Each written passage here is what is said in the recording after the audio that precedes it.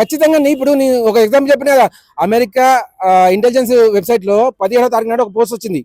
దాంట్లో 22వ తారీఖు నాడు ఏం చేయాలి, ఆల్రెడీ ప్రొటెస్ట్ 21వ రోజు జరుగుతుంది, దాంట్లో లాఠీ చార్జ్ అనేది జరుగుతుంది. ఇవన్నీ జరిగిన తర్వాత 22వ నాడు ముట్టడి చేయాలి. దాన్ని వాళ్ళు 15వ తారీఖు నాడు పోస్ట్ చేసినారు. అంటే ఇక్కడ చేస్తున్న దేశ విద్రోహ చర్యలు అమెరికా ఇంటెలిజెన్స్ గురించి తెలుస్తున్నాయంటే ఇక్కడ ఎంతమంది ఉన్నారు దేశద్రోహులు, ఏ రకంగా పనిచేస్తున్నారు.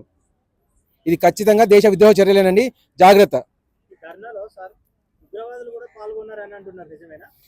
అయ్యా ఉగ్రవాదులు అని చెప్పేసి కాదు, కానీ నేను క్లియర్గా చూడలేదు. అక్కడ పోస్టులు అయితే వచ్చినాయి ఉగ్రవాదులు అని చెప్పేసి. నాకు ఖలిస్తాన్ అయితే కనిపించింది, ఖలిస్తాన్ జెండాలు అయితే కనిపించినాయి. ఆ ఖలిస్తాన్ అనేది దేశ విభజన చేయాలనుకుంటారు వాళ్ళు పంజాబ్ని కొంత భాగాన్ని వాళ్ళు సొంతంగా చేయాలనుకుంటారు. ఇప్పుడు దేశ విభజన చేయడానికి ఎక్కడా లేదు. దేశాన్ని ఎంత విభజన చేస్తామో అంత దేశాన్ని నష్టపోతుంది. అదే అదే చెప్తున్నాండి, సిఆర్పిఎఫ్ ను కూడా వాళ్ళు కత్తులతో కొడుతున్నారు. అంత భయం లేకుండా కనిపిస్తుంది వాళ్ళ దగ్గర. అటువంటి చేయడానికి వాళ్ళు ఎక్కడి నుంచి వచ్చారు?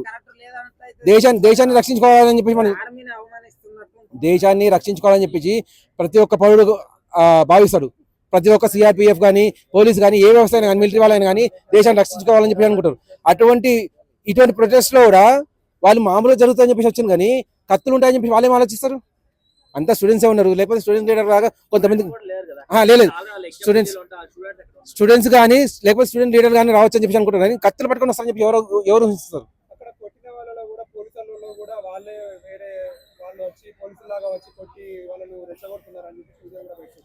ఒక వీడియోలో క్లియర్ గా ఒక అబ్బాయి పోలీస్ డ్రెస్ వేసుకొని తనే వీడియో చేసుకుంటున్నాడు. నిజంగా బాబు మీరు దేశద్రోహులా లేక తెలివి తక్కువ వాళ్ళ ఏమో అర్థమవుతలేదు. నువ్వు ఆ వీడియో చేసినప్పుడు వీడియో ప్రూఫ్ దొరకదా మాకు? నువ్వు పోలీసు యూనిఫామ్ వేసుకొని ఏటోటో తిరుగుకుంటూ వేయడానికి కొట్టుకుంటూ కూర్చుంటే అది మాకు ప్రూఫ్ అని చెప్పేసి తెలీదా? సిఆర్పిఎఫ్ కానీ మిలిటరీ కానీ పోలీసు కానీ ఊరుకుంటారా? ఆ మాత్రం జ్ఞానం లేకుండా ఎలా వస్తున్నారు మీరు? ఇప్పుడు ఒక అమ్మాయి వచ్చింది ప్రొడ్యూస్ చేయడానికి, నీట్ గురించి ప్రొడ్యూస్ చేయడానికి వచ్చినాను, దీంట్లో బీజేపీ ప్రభుత్వాన్ని మోడీని దించేయాలని చెప్పేసి మాట్లాడింది. ఆమెను రిపోర్టర్ ఒకటే ప్రశ్న అడిగిన, అమ్మ నీట్ ఫుల్ ఫామ్ చెప్పండి అని చెప్పేసి. అయితే ఎవరైతే బట్టలేసి వచ్చారో సోషల్ మీడియా ట్రోల్ నడుస్తుంది, అది పప్పు గ్యాంగ్, పప్పు అదే ఆయన బుర్రలో ఎలాగైతే పప్పు ఉంటుందో వీళ్ళు కూడా సేమ్ పప్పు లేకనే ఏం చేయాలో తెలియక వాళ్ళ వీడియోలు వాళ్ళే తీసుకుని వచ్చి ఇక్కడ ప్రొటెస్ట్ కింద జాయిన్ అయ్యి కరెక్టే. నేను కాదని ఇప్పుడు చూడండి, పప్పు లాగా ఉన్నా కూడా తప్పేం కాదు. తెలివి అయిన వాళ్ళు ఉంటారు, తెలివి తక్కువ వాళ్ళు ఉంటారు, కానీ దేశద్రోహులుగా మారకండి. నేను చెప్పేది అది. మీరు చేసేది ఏదైతే ప్రొటెస్ట్ చేస్తున్నాం అని చెప్పి అనుకుంటారో అది దేశాన్ని విచ్ఛిన్నం చేసి ప్రొటెస్ట్. అది దాని నుంచి పక్క తప్పుకోండి. మీ మీద కూడా కేసులు పడతాయి, మీ జీవితాలు కూడా నాశనం అవుతాయి. నీట్ ఎగ్జామ్ అయిపోయింది, ఎవరైతే లీక్ చేశారో వాళ్ళకి శిక్షలు పడినాయి. ఆ తర్వాత మళ్ళీ కండక్ట్ చేశారు, ఎగ్జామ్ రాశారు, పాస్ అవుట్ కూడా అయిపోయారు. అయినా సరే అటాక్ చేయాల్సిన అవసరం లేదు.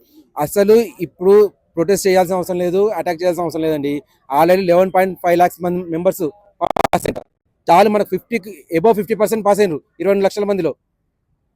అంత తెలివైన వాళ్ళు మన దగ్గర ఉన్నారు. వాళ్ళ తెలివి వాళ్ళు యూజ్ చేసుకొని వాళ్ళ చదువుల మీద వాళ్ళ ఎగ్జామ్ మీద వాళ్ళు అక్కడ పెట్టుకున్నారు. ఇక్కడ ఎవరైతే ఉన్నారో తెలివి తక్కువ వాళ్ళు, దేశాన్ని అర్థం చేసుకోలేని వాళ్ళు, వేరే వాళ్ళు మమ్మల్ని మోసం చేస్తే ఈజీగా మోసపోతాం అనుకునే వాళ్ళు మాత్రం వచ్చేసి ఇక్కడ ప్రొటెస్ట్ చేస్తున్నారు.